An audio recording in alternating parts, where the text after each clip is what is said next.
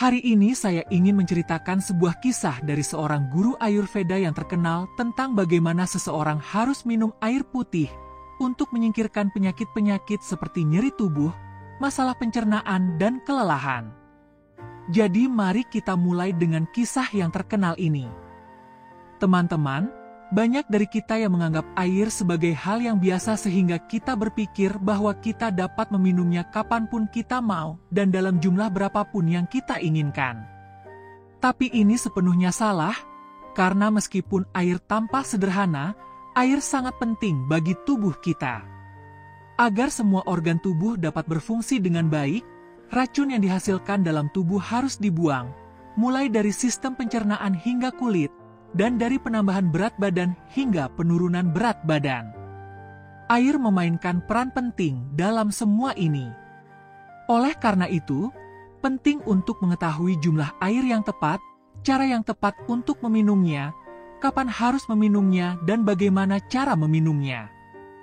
Penting juga untuk mengetahui manfaat yang diberikan dan risiko yang dapat terjadi jika tidak diminum dengan benar.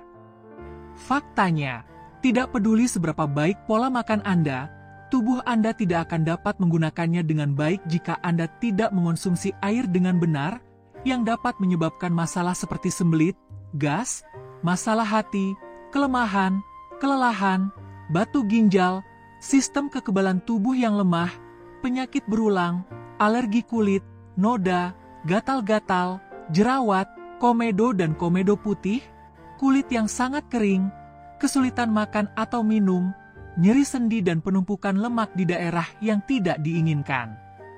Di tubuh, Anda dapat mengalami penyakit serius seperti hidung tersumbat, sakit kepala, pusing, sulit menambah atau mengurangi berat badan, rambut rontok dan insomnia, semuanya hanya karena tidak minum air putih dengan benar. Jadi dalam video ini kita akan belajar mengapa air sangat penting bagi kita, apa fungsinya dalam tubuh dan berapa jumlah minimum dan maksimum yang harus kita minum setiap hari. Selain itu, kita akan melihat bagaimana cara mendeteksi jika tubuh kita mengalami dehidrasi.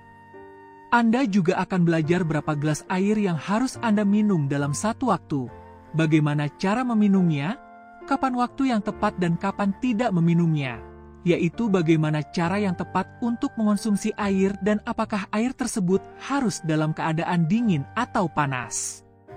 Hari ini, melalui cerita ini, kita akan memahami bagaimana air, baik dingin maupun panas, dapat membantu kita menambah dan mengurangi berat badan. Jadi perhatikanlah. Suatu ketika ada seorang guru yang merupakan seorang guru Ayurveda, yang memiliki jenggot yang lebat dan biasa berceramah di sebuah desa. Guru ini biasa mengajar orang-orang tentang masalah kesehatan dan menjelaskan kepada mereka aturan-aturan yang harus kita ikuti agar tetap sehat. Karena bahkan kesalahan kecil pun dapat menyebabkan penyakit yang sangat serius. Kemudian, guru tersebut mengatakan kepada semua orang bahwa meskipun air tampak seperti sesuatu yang tidak penting, jika tidak diminum dengan cara yang benar, air dapat menyebabkan penyakit serius di dalam tubuh. Mendengar kata-kata guru tersebut, seorang pemuda dari antara hadirin berdiri dan berkata, "Guru Dev, bagaimana mungkin minum air dapat menyebabkan penyakit serius? Air adalah dasar dari kehidupan. Tanpanya, manusia bahkan tidak dapat bertahan hidup," kata pemuda itu. Mendengar hal ini, Guru Shi menjawab pemuda itu, "Nak, tidak ada yang sakit karena minum air, tetapi minum air dengan cara yang salah dapat menyebabkan banyak penyakit di dalam tubuh dan Anda bahkan tidak akan menyadarinya." Kemudian sang guru berbicara kepada seluruh hadirin. Beliau berkata, "Hari ini saya akan memberitahu Anda beberapa aturan kecil yang berhubungan dengan air dan dengan menerapkannya, Anda akan tetap sehat sepanjang hidup Anda dan Anda tidak akan pernah menderita penyakit di masa depan. Ikuti aturan-aturan ini selama 12 hari dan Anda akan melihat perubahan yang ajaib dalam tubuh Anda." Sang guru menjelaskan mengapa air sangat penting bagi tubuh kita. Lihatlah, Tubuh kita terdiri dari 60 hingga 70% air dan air yang kita minum digunakan oleh bagian-bagian tubuh seperti ginjal, hati, paru-paru, sistem pencernaan dan hampir semua organ. Air membantu segala sesuatu berfungsi dengan baik dan lebih dari segalanya. Air memiliki kontribusi besar dalam menjaga sel-sel tubuh kita tetap hidup. Kemudian guru ini menjelaskan kepada semua orang. Pertama, kita harus tahu berapa jumlah minimum dan maksimum air yang harus diminum dalam sehari dan jika terjadi kekurangan air di dalam tubuh, bagaimana kita bisa mendeteksinya? Lihatlah, segera setelah tubuh kekurangan air, warna air seni mulai menguning. Daya pencernaan mulai melemah. Kulit wajah dan tubuh berangsur-angsur menjadi tidak bernyawa dan lembek, dan jika cara minum air yang benar tidak diperhatikan sejak awal, gejala-gejala ini mengundang penyakit serius di masa depan. Oleh karena itu, sangat penting untuk minum air dalam jumlah yang cukup setiap hari. Sekarang saya akan memberitahu Anda berapa banyak air yang harus Anda minum dalam sehari dan jenis air apa yang harus diminum, yaitu apakah harus hangat, dingin, atau normal. Untuk melakukan ini, kita perlu tahu apa yang ada di dalam air dan masalah apa yang dapat membantu kita. Teman-teman, air tidak memiliki kalori, tetapi meskipun demikian, air menghidrasi tubuh kita dan membantu menghilangkan limbah dari tubuh. Air juga membersihkan kulit kita, meningkatkan kekuatan otak, memperbaiki pencernaan, meningkatkan penglihatan, memperkuat tulang dan berkontribusi pada berfungsinya hampir semua organ dalam tubuh kita. Itulah mengapa air sangat penting bagi kita. Meskipun kita dapat bertahan lama tanpa minum teh, kita tidak mungkin bertahan hidup selama berhari-hari tanpa minum air. Karena air yang ada di dalam tubuh kita akan hilang melalui air seni dan pernapasan. Sekitar 2 liter air keluar dari tubuh kita setiap hari, yang sangat penting untuk diisi kembali. Pada kenyataannya, jumlah air yang harus diminum seseorang setiap hari tergantung pada kesehatan orang tersebut, lingkungan tempat tinggalnya, seperti apa iklim di sana, berat badan, dan aktivitas fisiknya. Tetapi orang normal harus minum antara 2, 5 hingga 3 liter air sehari, yang setara dengan 10 hingga 12 gelas. Pada musim panas kita berkeringat lebih banyak, sehingga jumlah air dapat ditingkatkan sedikit. Dan orang yang berolahraga juga harus minum lebih banyak air daripada orang biasa, karena air akan hilang dalam jumlah besar dari tubuh mereka. Kemudian sang guru memberitahu semua orang bahwa sekarang muncul pertanyaan apa yang terjadi jika Anda minum lebih banyak air dari yang diperlukan. Jadi, dengarkan baik-baik. Jawabannya adalah bahwa terlalu banyak minum sesuatu itu berbahaya. Minum terlalu banyak air akan meningkatkan kerja ginjal kita dan kemungkinan untuk mengurangi kadar natrium dalam darah sangat tinggi. Namun, hal ini sangat jarang terjadi, karena kebanyakan orang tidak dapat minum air sebanyak yang seharusnya. Masalahnya muncul ketika seseorang minum 5 atau 6 liter air. Sekarang, berapa gelas air yang harus Anda minum sekaligus dan jenis air apa yang harus Anda minum? Dengarkan baik-baik. Semua orang berpikir bahwa mereka dapat minum air sebanyak yang mereka inginkan, kapanpun mereka mau, tetapi ini benar-benar salah, karena meminum jenis air yang sama dengan cara yang berbeda memiliki efek yang tidak baik bagi tubuh. Ada berbagai macam efek yang berbeda, jadi Anda harus selalu minum air dalam keadaan duduk dan perlahan-lahan, seperti menahan air dalam mulut dan mengaduk-aduknya selama 4 detik sebelum menelannya.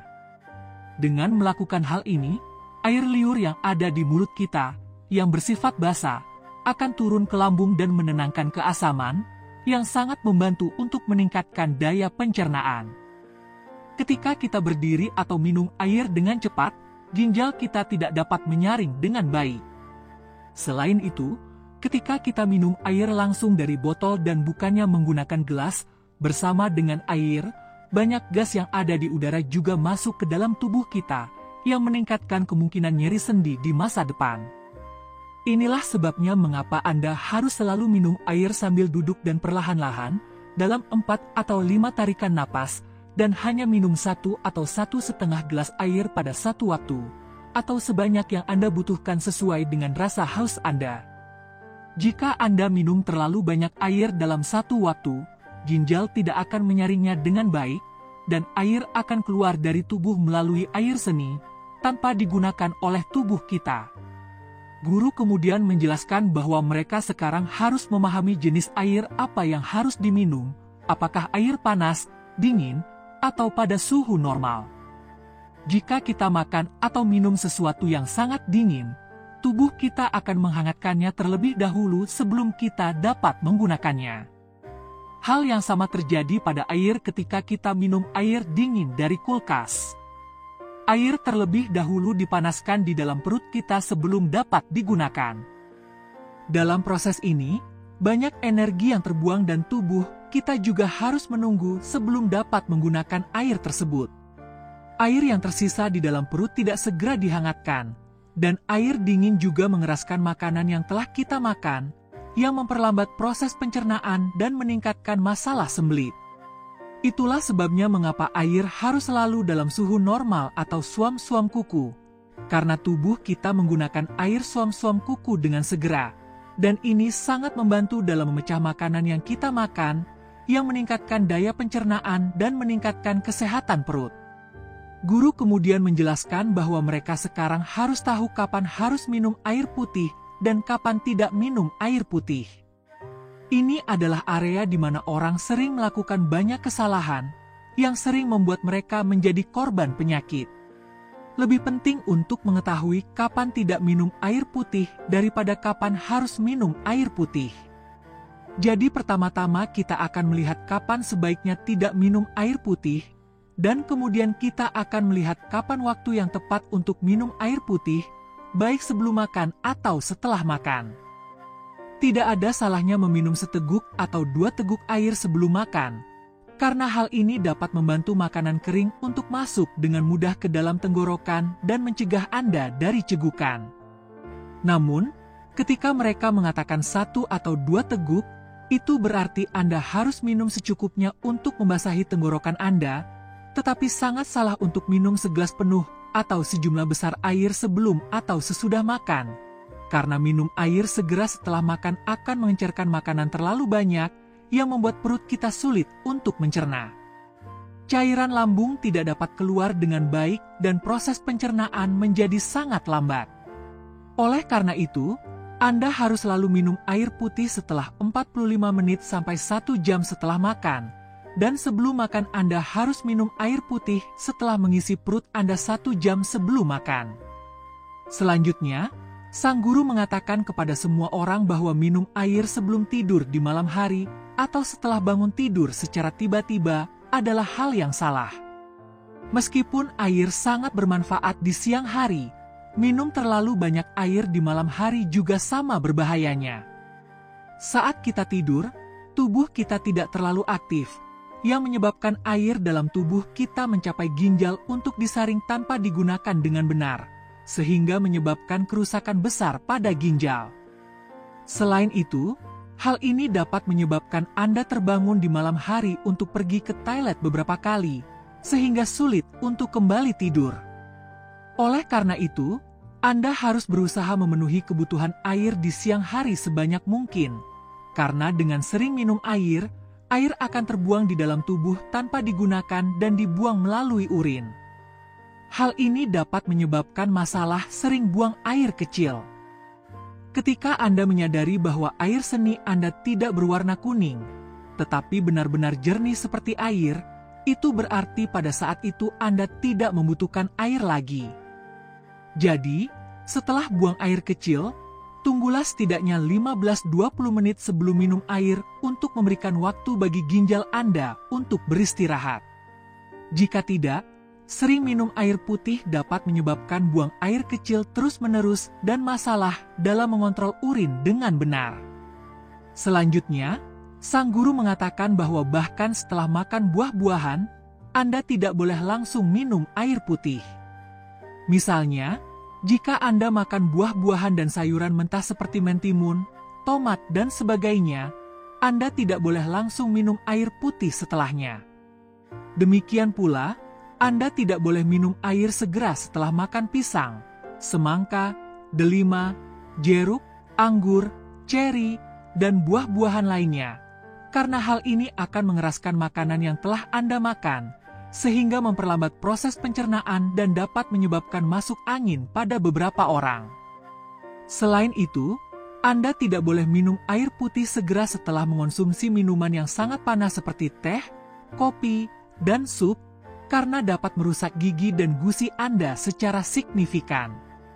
Sekarang, mari kita bahas tentang kapan harus minum air dan waktu yang tepat untuk meminumnya.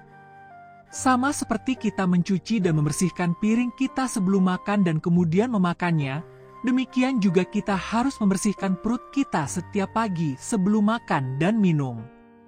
Untuk hal ini, tidak ada yang lebih baik dari air. Minum air putih saat perut kosong di pagi hari membantu membersihkan zat-zat beracun yang terbentuk di dalam perut pada malam hari sebelum tidur. Jika orang makan atau minum sesuatu saat perut kosong tanpa minum air putih, itu sama saja seperti makan dari piring kotor tanpa membersihkannya. Oleh karena itu, penting untuk minum 1 atau 2 gelas air saat perut kosong di pagi hari dan beri jeda waktu 1 jam sebelum makan. Anda harus terus minum air putih 1 jam setelah makan dan 1 jam sebelum makan. Demikian pula, Anda harus minum air dalam jumlah yang lebih sedikit di malam hari dan setelah makan malam. Alih-alih minum air putih, konsumsilah segelas susu setelah 1 jam. Karena protein yang ada dalam susu memberikan energi secara bertahap sepanjang malam dan asam amino yang ada dalam susu membantu tidur nyenyak dengan menenangkan pikiran. Pada siang hari, jika memungkinkan, beri jeda waktu sekitar 1 jam di antara waktu minum air putih sehingga Anda bisa minum 2 hingga 3 liter air putih sepanjang hari. Jika Anda keluar di bawah sinar matahari, berlari atau berolahraga, minumlah air selama waktu tersebut. Anda tidak boleh minum segelas air sekaligus, karena suhu tubuh Anda tetap tinggi pada waktu ini dan minum terlalu banyak air bisa berbahaya daripada bermanfaat. Anda juga dapat mengalami masalah saat berolahraga jika minum terlalu banyak air. Jadi, selama berolahraga, minumlah 1/4 gelas atau 2 atau 3 teguk air. Ketika Anda merasa haus, minumlah 1/4 gelas atau 2 atau 3 teguk air. Setelah Anda selesai berolahraga, Anda dapat minum segelas penuh air setelah 1 jam. Anda dapat minum air dalam jumlah penuh, tetapi selama berolahraga Anda harus mengonsumsi air dalam jumlah sedikit.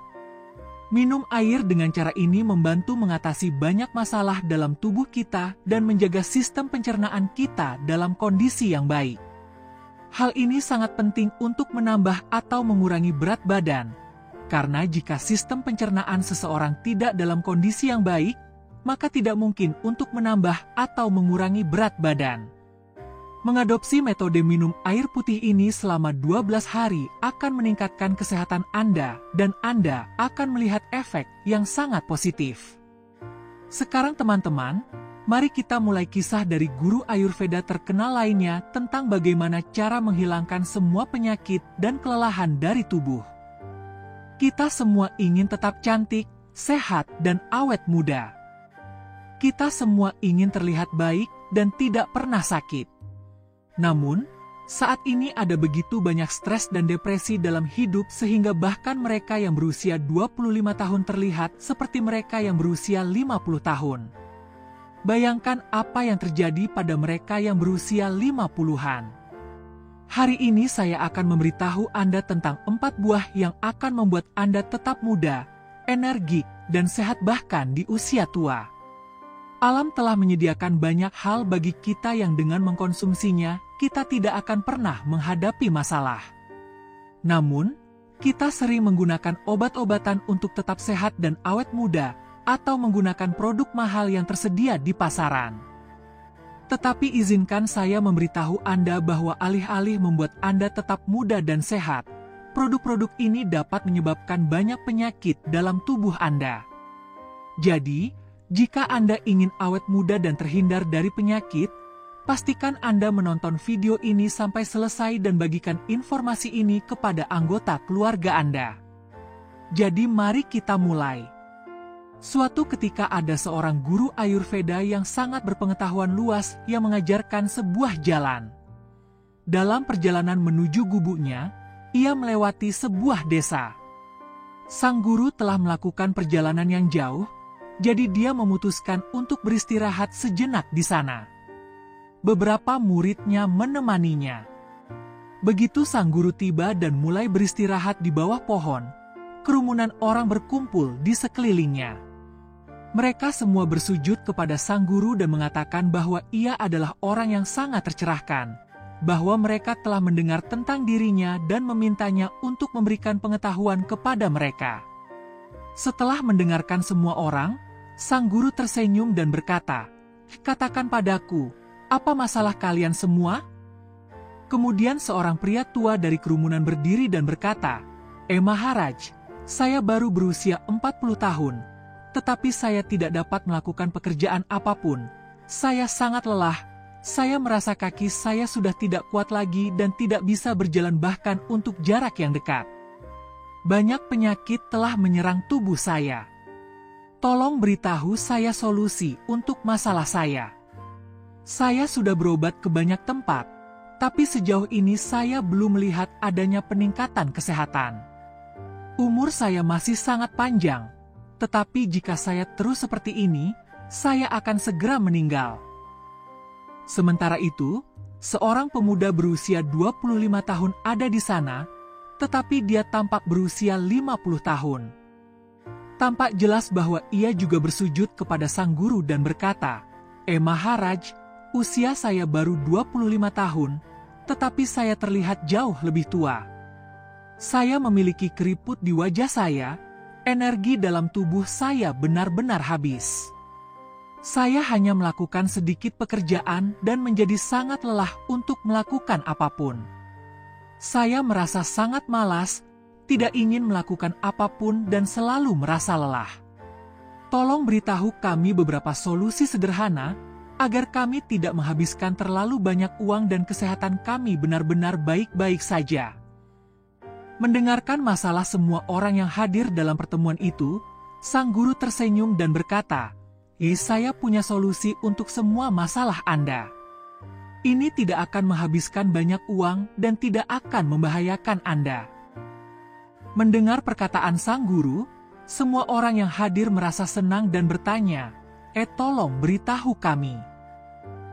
Kemudian guru tersebut berkata kepada mereka, hari ini saya akan memberitahu Anda setelah usia 55 tahun, ada beberapa hal yang sebaiknya tidak dibicarakan. Tahukah Anda apa saja itu? Seiring bertambahnya usia, kebijaksanaan sejati terdiri dari pembelajaran tentang apa yang harus diungkapkan dan apa yang harus disimpan sendiri. Dalam keheningan yang disadari itu, terdapat rahasia untuk hidup dengan penuh martabat, kedamaian, dan rasa hormat. Hari ini saya ingin mengajak Anda untuk menemukan 9 hal yang harus Anda rahasiakan jika Anda berusia antara 55 dan 75 tahun. Untuk memahaminya dengan lebih baik, izinkan saya menceritakan sebuah kisah singkat. Di sebuah desa kecil, hiduplah seorang pria tua yang dikagumi bukan hanya karena umurnya yang panjang, tetapi juga karena ketenangan dan rasa hormat yang mengelilinginya. Dia adalah salah satu dari orang-orang yang tidak banyak bicara, tetapi ketika dia berbicara, semua orang diam. Suatu hari, seorang pemuda yang sedang berjuang untuk menemukan tempatnya di dunia memutuskan untuk meminta nasihat darinya. Guru, kata pemuda itu, Anda telah hidup bertahun-tahun, dan semua orang di desa ini menghormati Anda. Apa rahasianya sehingga Anda bisa hidup dengan tenang dan bijaksana seperti sekarang ini?" Orang tua itu tersenyum tenang dan mengajaknya duduk di bawah rindangnya sebatang pohon yang rindang. Dia menatap cakrawala selama beberapa detik, seakan mengingat masa-masa yang jauh. Kemudian, dengan suara lembut, dia mulai berbicara. "Ketika saya masih muda, seperti Anda, saya merasa perlu untuk menceritakan kepada semua orang apa yang terjadi pada saya, kegembiraan saya, masalah saya, bahkan rahasia yang bukan milik saya.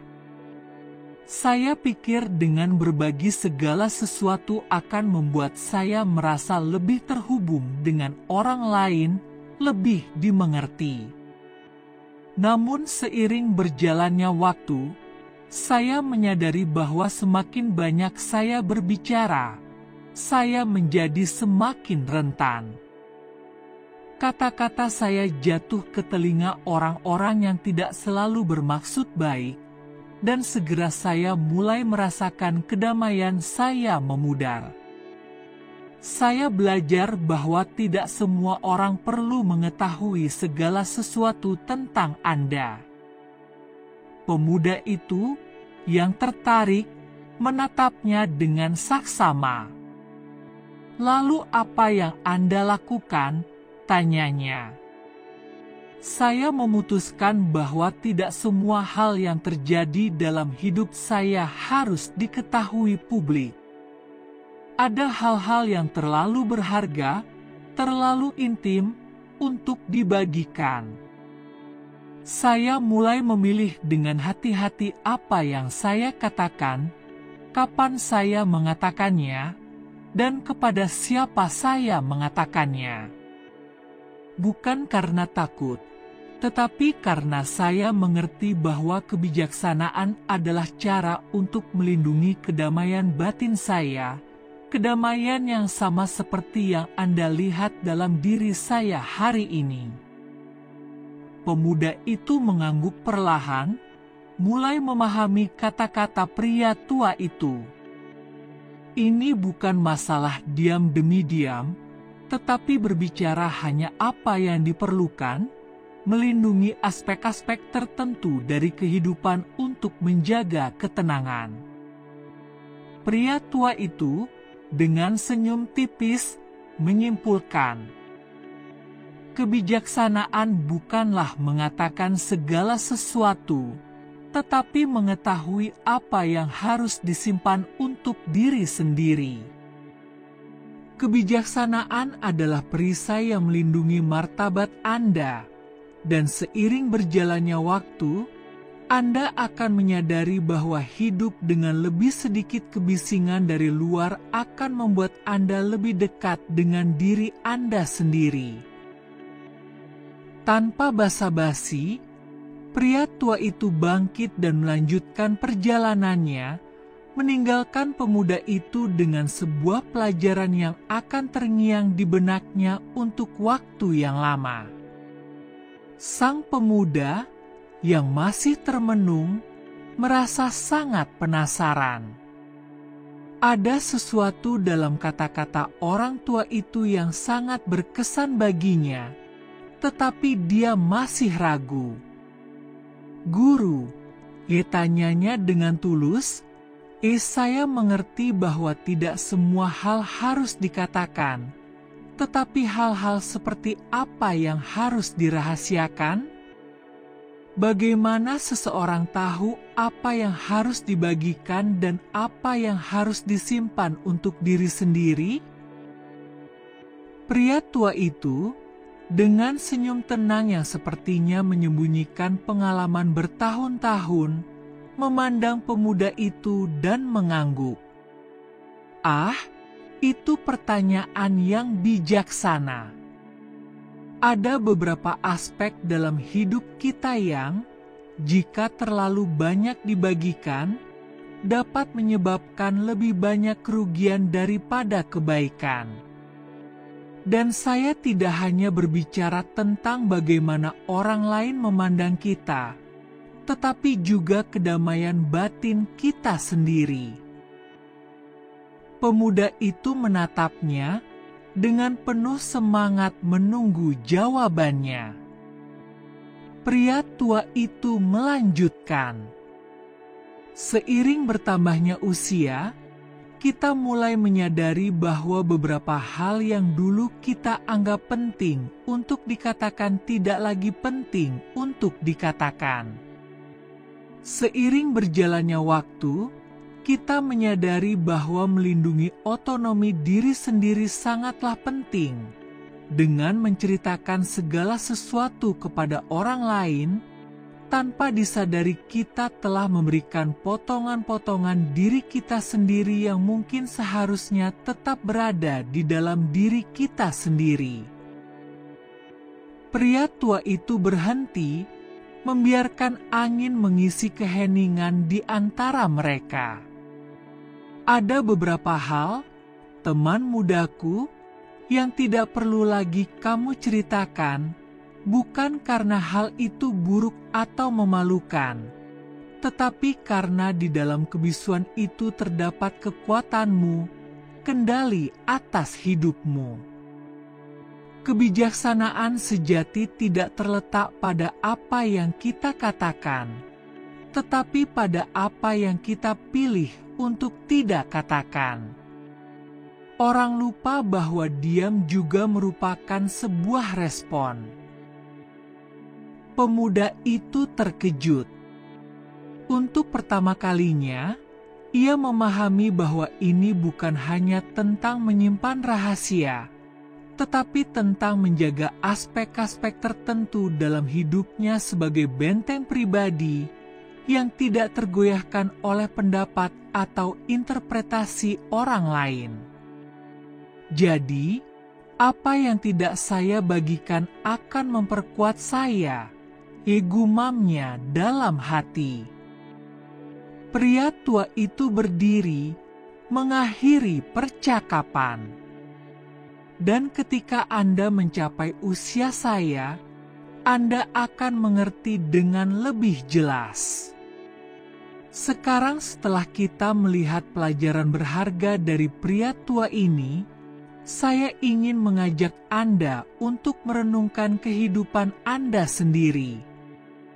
Apakah ada hal-hal yang telah Anda bagikan yang mungkin harus Anda simpan sendiri? Sekarang mari kita bahas tentang 9 hal yang tidak boleh Anda ceritakan kepada siapapun jika Anda berusia antara 55 dan 75 tahun. Dan percayalah, setiap hal itu penting untuk kehidupan yang lebih damai dan bermartabat. Jika Anda menghargai kebijaksanaan, saya ingin sekali mendengar pendapat Anda. Tinggalkan komentar di bawah ini dengan mengatakan, kebijaksanaan saya diam." Dan tentu saja, jangan lupa untuk menyukai video ini dan berlangganan untuk mendapatkan lebih banyak lagi tips yang berharga untuk membantu Anda hidup dengan ketenangan dan kekuatan batin yang lebih besar. 1. Uang. Uang adalah hal yang pertama.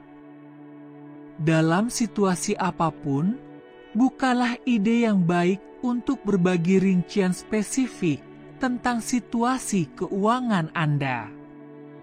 Seiring bertambahnya usia, memiliki stabilitas keuangan dapat menjadi sumber ketenangan pikiran.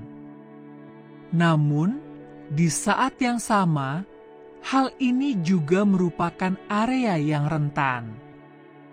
Terlalu banyak membicarakan aset, pendapatan, atau tabungan Anda dapat membuat orang lain memiliki ekspektasi yang tidak realistis atau, lebih buruk lagi, mencoba memanfaatkan kemurahan hati atau niat baik Anda. Pikirkanlah. Dengan menyebutkan keuangan Anda, Bahkan tanpa niat buruk sekalipun, Anda dapat menarik perhatian yang tidak diinginkan. Keluarga, teman, atau kenalan mungkin mulai melihat Anda sebagai seseorang yang memiliki dan yang dapat mereka manfaatkan. Terkadang, hal ini bahkan tidak disadari. Sederhananya, orang mengubah persepsi mereka tentang Anda ketika mereka tahu terlalu banyak tentang uang Anda. Untuk lebih memahami beberapa masalah, saya juga membahas tentang apa yang dikatakan oleh para filsuf Stoa. Pelajaran Stoa di sini sangat jelas. Kekayaan hanyalah sebuah alat, bukan sesuatu yang mendefinisikan siapa diri Anda.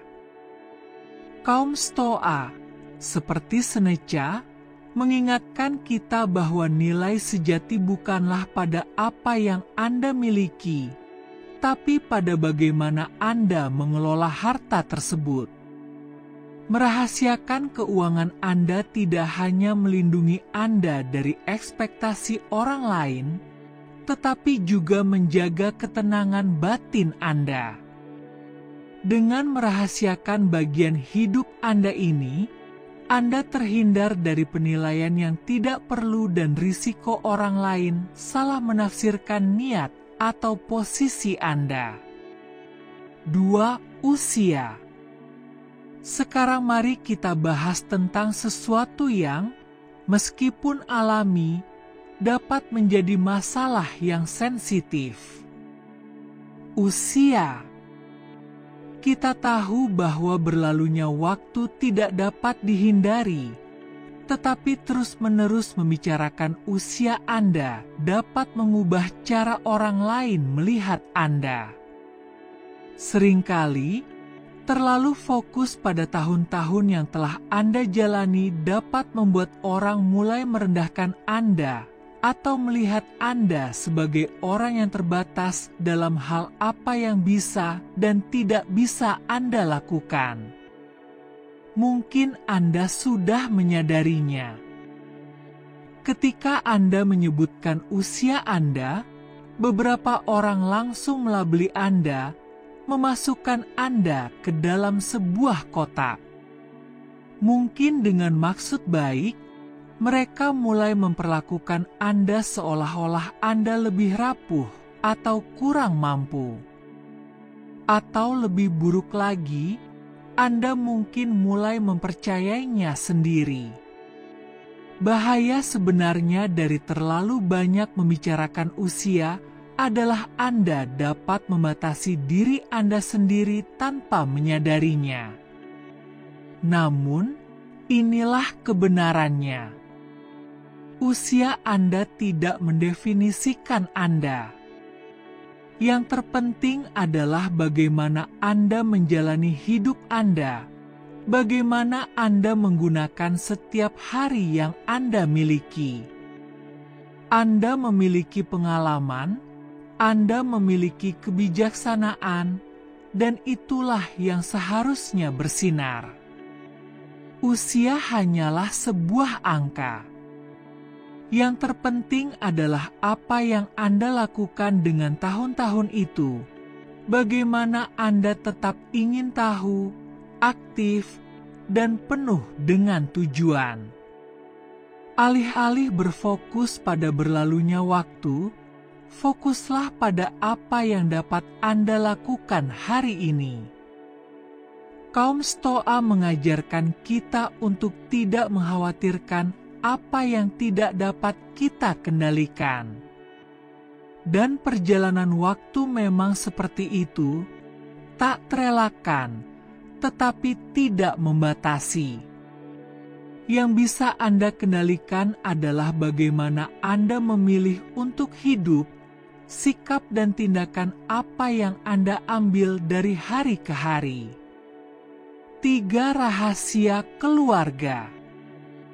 Setiap keluarga memiliki kisahnya sendiri. Kadang-kadang itu adalah kenangan indah, penuh tawa dan momen-momen yang pantas untuk diceritakan. Namun, sebenarnya ada juga aspek-aspek yang harus tetap dirahasiakan. Mungkin itu adalah konflik masa lalu, kesalahan yang dilakukan beberapa orang, atau kesalahpahaman sederhana yang tidak pernah sepenuhnya terselesaikan. Dan tidak apa-apa.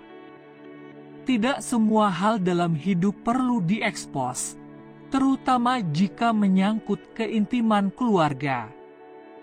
Membicarakan masalah atau rahasia keluarga Anda, meskipun pada awalnya tampak tidak berbahaya, dapat menimbulkan konsekuensi yang tidak terduga.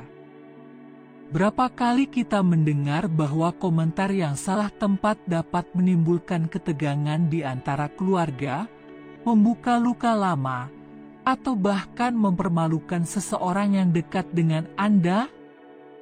Apa yang tampaknya merupakan percakapan sepele tiba-tiba menjadi beban emosional bagi semua yang terlibat.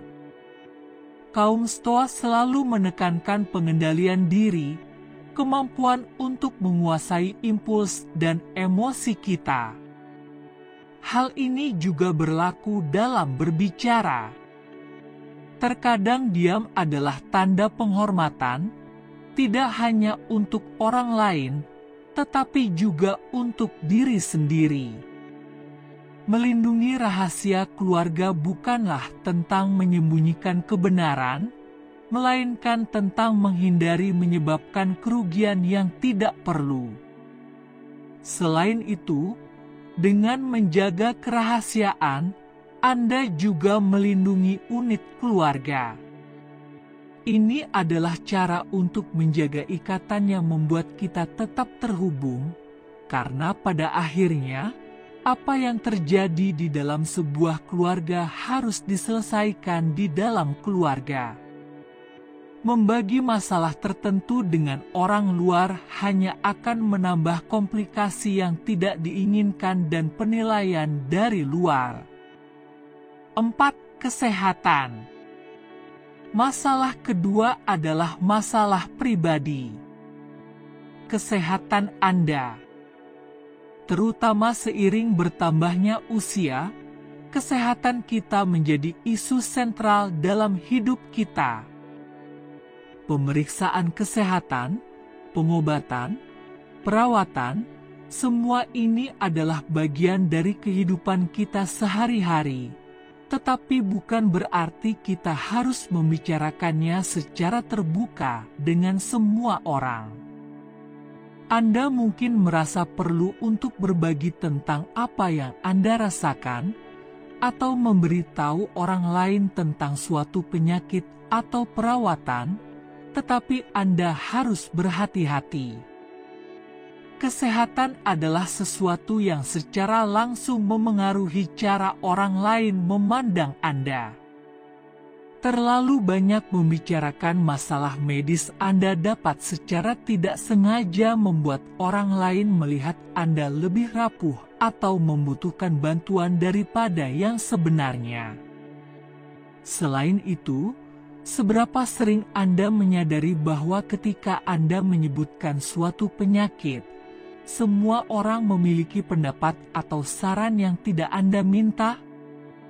Hal ini tidak hanya membuat Anda kewalahan, tetapi juga kontraproduktif.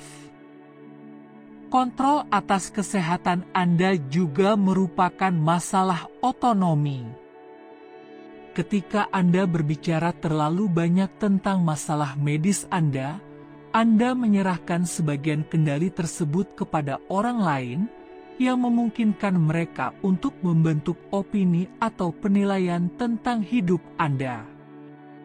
Kaum Stoa akan mengatakan bahwa kita harus fokus pada apa yang dapat kita kendalikan, dan dalam hal ini, apa yang dapat Anda kendalikan adalah bagaimana Anda mengelola kesehatan Anda dan bagaimana Anda memilih untuk membagikan informasi tersebut.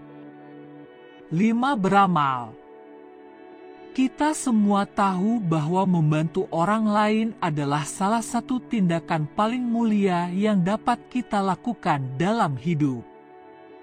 Entah itu menyumbangkan uang, waktu, atau tenaga, tindakan sederhana memberi tanpa mengharapkan imbalan apapun akan mengisi jiwa kita. Namun, disinilah muncul pertanyaan penting.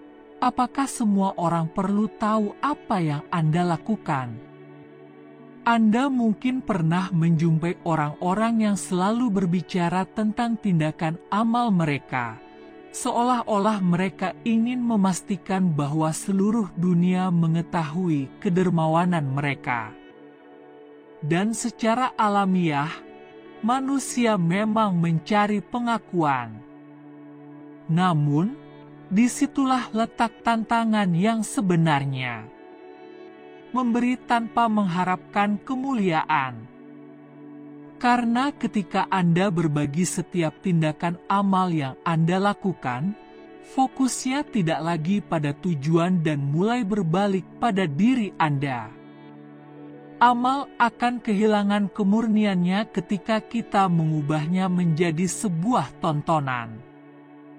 Marcus Aurelius, salah satu orang Stoa yang hebat, mengatakannya dengan jelas.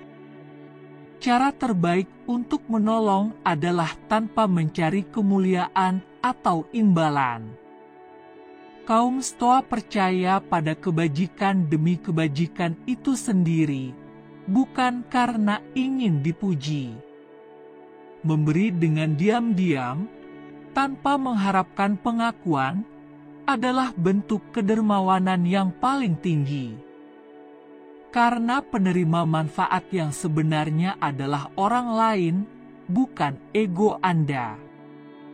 Berhentilah sejenak dan pikirkan, kapan terakhir kali Anda menolong seseorang tanpa mengucapkan sepatah kata pun tentang hal itu? Itulah jenis tindakan yang meninggalkan jejak yang mendalam, tidak hanya pada kehidupan si penerima bantuan, tetapi juga pada kehidupan Anda. Karena pada akhirnya, ini bukan tentang berapa banyak yang Anda berikan atau siapa yang Anda bantu, ini tentang melakukannya dengan kerendahan hati, mengetahui bahwa dampak terbesar bukan pada apa yang dilihat orang lain, tetapi pada apa yang Anda capai dalam diam. 6 keyakinan pribadi.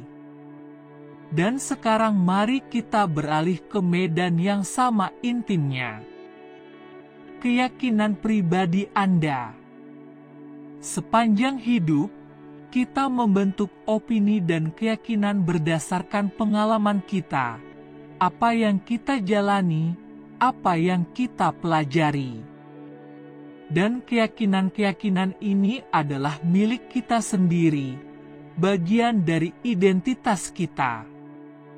Namun, terus-menerus membagikannya, mendiskusikannya dengan semua orang, atau memaksakannya kepada orang lain dapat menciptakan lebih banyak hambatan daripada jembatan. Ketika Anda berbicara terlalu banyak tentang apa yang Anda yakini, apakah itu prinsip, keyakinan, atau pandangan hidup Anda pasti akan mulai mengundang konflik. Tidak semua orang akan berpikir seperti Anda, dan itu tidak masalah. Masalahnya muncul ketika Anda mencoba membuat orang lain memahami, memvalidasi, atau mengadopsi ide-ide Anda. Yang terburuk, berbagi terlalu banyak tentang keyakinan Anda dapat membuat orang lain mempertanyakan atau bahkan mengejeknya, membuat Anda terekspos secara tidak perlu. Seiring bertambahnya usia, kita mendapatkan kebijaksanaan untuk memahami bahwa tidak selalu perlu mengutarakan pendapat kita. Terkadang, menyimpan keyakinan kita untuk diri kita sendiri adalah cara terbaik untuk melindungi kedamaian batin kita. Ini tidak berarti bahwa Anda tidak boleh memiliki pendapat atau menyembunyikan jati diri Anda, tetapi ini berarti bahwa Anda tidak perlu membuktikan apapun kepada siapapun. Keyakinan Anda berharga justru karena itu adalah milik Anda dan tidak perlu divalidasi oleh orang lain. 7. Lepaskanlah penyihir-penyihir masa lalu. Seiring berjalannya waktu, kehidupan mengajarkan kita bahwa banyak hal yang menyakiti kita sudah tidak relevan lagi. Ini seperti membawa tas penuh dengan batu yang tidak melakukan apa-apa selain menghalangi kita. Hinaan yang Anda terima bertahun-tahun yang lalu, kata-kata pahit dari seseorang yang bahkan sudah tidak ada lagi dalam hidup Anda, apa gunanya terus memberi mereka ruang dalam pikiran Anda? Pikirkanlah tentang hal ini. Setiap kali Anda mengingat kembali penghinaan lama, Anda membawanya kembali ke masa kini. Anda membiarkan rasa sakit itu yang seharusnya sudah memudar sekarang untuk terus mempengaruhi kehidupan Anda sehari-hari. Dan ironisnya, seringkali orang lain tidak mengingatnya. Sementara Anda terus mengenang luka itu, dunia terus berjalan. Disinilah kebijaksanaan kaum Stoa berperan. Mereka mengatakan bahwa kekuatan sejati terletak pada melepaskan apa yang tidak dapat kita kendalikan. Dan masa lalu adalah salah satu hal yang berada di luar kendali kita. Apa yang terjadi, terjadilah. Apa yang dikatakan, ya dikatakan. Tantangan yang sebenarnya adalah membebaskan diri Anda dari rantai tak terlihat yang terus Anda bawa. Melepaskan bukan berarti melupakan. Melepaskan berarti berhenti membiarkan luka-luka itu mengendalikan Anda. Dengan melepaskan penghinaan, dendam, Anda membebaskan diri Anda dari beban yang tidak perlu yang menghalangi Anda untuk bergerak maju dengan ringan dan jernih. Ini adalah tindakan keberanian, tindakan mencintai diri sendiri. Melepaskan memberi Anda kembali kekuatan atas hidup Anda. 8. Kehormatan. Lindungi reputasi Anda tanpa menyombongkan diri. Sekarang, mari kita bahas tentang sesuatu yang membingungkan banyak orang, kehormatan dan kebutuhan untuk menyombongkan diri atas pencapaian. Kita semua ingin hidup kita memiliki makna, agar usaha kita diakui. Namun seiring bertambahnya usia, kita menyadari bahwa kita tidak perlu orang lain mengetahui semua yang telah kita capai untuk memvalidasi nilai kita. Melindungi reputasi Anda memang penting, tentu saja, tetapi melakukannya dengan kerendahan hati adalah hal yang benar-benar menunjukkan kehebatan. Ada garis tipis antara melindungi diri Anda dan tergoda untuk menyombongkan diri. Ketika Anda tergoda untuk mengingatkan orang lain tentang semua yang telah Anda lakukan, tanyakan pada diri Anda, apakah itu benar-benar perlu? Martabat tidak membutuhkan tepuk tangan. Kaum Stoa mengajarkan bahwa kehormatan sejati ada pada bagaimana Anda hidup, bukan pada apa yang Anda katakan. Tindakan Anda, cara Anda menjalani hidup Anda, sudah berbicara dengan sendirinya. Anda tidak perlu mengingatkan orang lain tentang pencapaian Anda terus-menerus. Warisan yang paling kuat adalah warisan yang dibangun dengan kerendahan hati, tanpa perlu menjadi sorotan. Kita hidup di zaman di mana segala sesuatu tampak bersifat publik, di mana semua orang ingin pencapaian mereka dilihat, dibagikan, dan dirayakan. Tetapi ada sesuatu yang sangat membebaskan ketika mengetahui bahwa nilai Anda tidak bergantung pada apa yang orang lain lihat atau katakan. Hidup Anda adalah milik Anda sendiri, dan orang-orang yang benar-benar berarti sudah tahu siapa Anda, tanpa Anda harus memberitahu mereka. Kesembilan adalah seksualitas yang intim harus tetap intim. Pada usia ini, kehidupan seks Anda adalah sesuatu yang hanya milik Anda. Untuk pasangan Anda jika Anda memilikinya, dan tidak untuk orang lain. Anda tidak perlu menjelaskan atau membenarkan apapun tentang area kehidupan Anda ini. Masyarakat seringkali memiliki kecenderungan untuk menstigmatisasi atau kekanak-kanakan seksualitas pada orang yang lebih tua, seolah-olah itu adalah subjek yang menghilang seiring bertambahnya usia. Namun kenyataannya, bagi mereka yang memilih untuk menjalani bagian hidup mereka, keintiman tetaplah valid dan bermakna seperti biasanya. Tapi disinilah kuncinya. Seksualitas adalah area di mana privasi adalah hal yang mendasar. Ini bukan tentang menyembunyikan sesuatu karena malu, tetapi tentang melindungi martabat Anda, tentang menjaga apa yang bersifat pribadi bagi Anda. Membagikan detail kehidupan intim Anda tidak hanya tidak perlu, tetapi juga dapat membuka pintu bagi penilaian dan opini yang tidak berhak dibuat oleh siapapun tentang Anda. Pikirkanlah hal ini. Apa yang Anda dapatkan dengan membicarakan sesuatu yang begitu intim? Kekuatan yang sesungguhnya adalah menjaga bagian-bagian kehidupan Anda tetap terkendali dalam ruang yang aman yang tidak dilanggar oleh pandangan dari luar.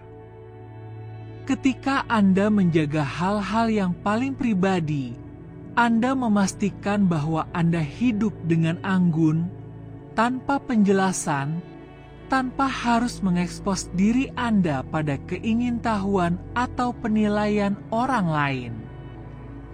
Pada akhirnya, seksualitas Anda adalah bagian dari hidup Anda yang menjadi milik Anda sendiri.